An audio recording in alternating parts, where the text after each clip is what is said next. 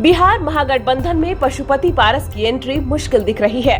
मंगलवार को जैसे ही उन्होंने मोदी कैबिनेट से इस्तीफा दिया तो यह बात सामने आने लगी कि वह महागठबंधन का दामन थाम सकते हैं। मंगलवार की शाम वह दिल्ली से पटना लौट कर आए। हालांकि पशुपति पारस की ओर से इस पर कोई प्रतिक्रिया अभी नहीं आई है। महागठबंधन में शामिल होते हैं या नहीं, यह बहुत जल्द साफ हो जाएगा। लेकिन आरजेडी ने दो टूक में हमला बोला है। आरजेडी के राष्ट्रीय महासचिव श्याम रजक ने मंगलवार को पशुपति पारस पर तीखी प्रतिक्रिया दी। श्याम रजक ने कहा कि पारस के पश्चाताप करने से अब कोई फायदा नहीं। पारस लालच में बीजेपी का साथ देते रहे, गलत काम करने वालों का साथ देते रहे।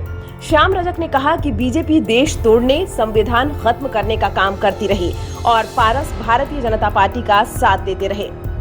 बीजेपी के साथ गलत वातावरण बनाने में पारस की भी भूमिका है।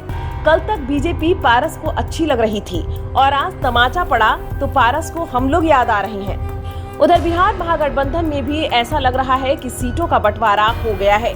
श्याम रजक ने कहा कि महागठबंधन का अपना स्वरूप तय हो गया है।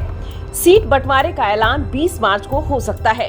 उन्होंने साफ कहा कि पशुपति पारस आए या न आए यह उनकी मर्जी, लेकिन महागठबंधन का स्वरूप तो अब फाइनल हो गया है।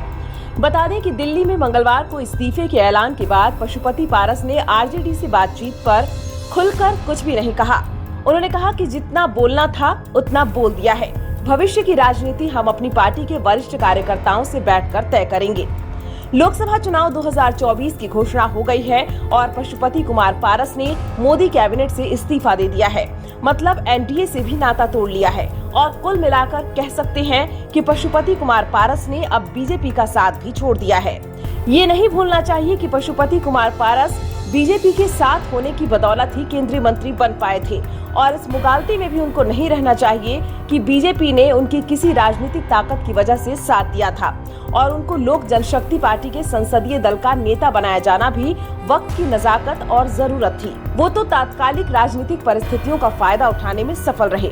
बीजेपी तक मामला पहुंचने से पहले तो पशुपति कुमार पारस को ज्यादा मदद नीतीश कुमार से ही मिली थी। नीतीश कुमार को चिराग पासवान से बदला लेना था और वो पशुपति कुमार पारस का इस्तेमाल कर लिए। इस्तेमाल तो पशुपति कुमार पारस का बीजेपी ने भी किया।